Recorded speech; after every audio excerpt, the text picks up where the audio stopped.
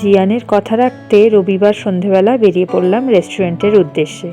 আর বাঙালিদের রবিবার বলে কথা, দুপুরবেলা ভরপেট খেয়ে উঠে আর ইচ্ছা করে সন্ধেবেলা, বলুন তো? তবে আমাদের এখানে একটা সুবিধা আছে, মেন রোডে বেরোলেই চারিদিকে খাবারের দোকানের ছড়াছড়ি। সে আপনি যেমন খাবারই খান, সস্তা দামি সবই পেয়ে যাবেন। মেন রোডে বেরিয়ে প্রথমে তো গোলকধাঁধায় পড়ে গেছি। একদিকে আমিনিয়া আর একদিকে আউট, একদিকে কস্তুরি আর একদিকে করিমস। কোথায় যাই বলুন তো? আর একটু ডানদিক বাদিক তাকালে তো আরও 6-7খানা পেয়ে যাব। আমাদের এখানকার লোকদের এই রেস্টুরেন্ট আর খাবারের দোকান সিলেক্ট করা, এটা যেন একটা সিরিয়াস ইস্যু হয়ে গেছে।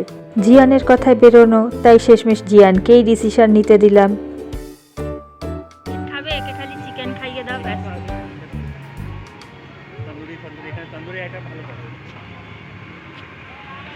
হ্যাঁ, ওকে জিজ্ঞেস করো ও কি খাবে না খাবে।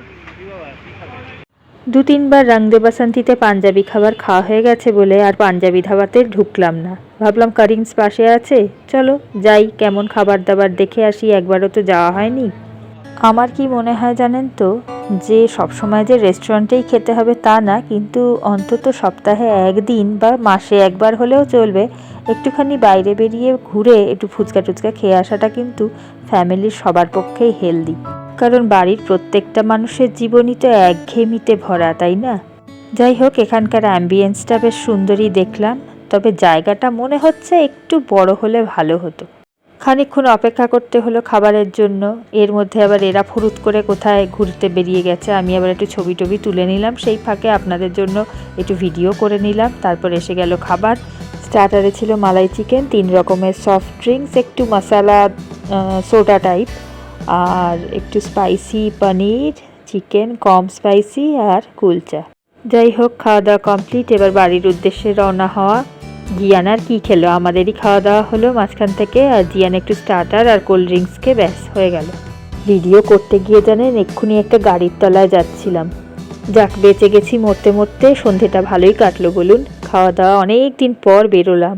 আমি ছেলে মেয়ে দুজনের কথাই বলছি। এই যে আমরা দেখবেন মাঝে মাঝে কিরকম খিটখিটেমি করে ফেলি, খিচখিচে হয়ে যাই, কেমন অধৈর্য হয়ে যায়, এর কারণ কি জানেন তো? আমাদের জীবনের একঘেয়েমি।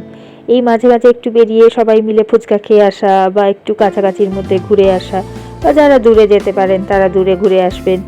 কিন্তু একটু বেরোনোটা খুব দরকার, একটু লাইফে চেঞ্জ আসা, একটুখানি এন্টারটেনমেন্ট, এটা ভীষণ ইম্পর্টেন্ট। ইচ্ছা করলেই কিন্তু একটু সময় বার করা যায়, তাই না?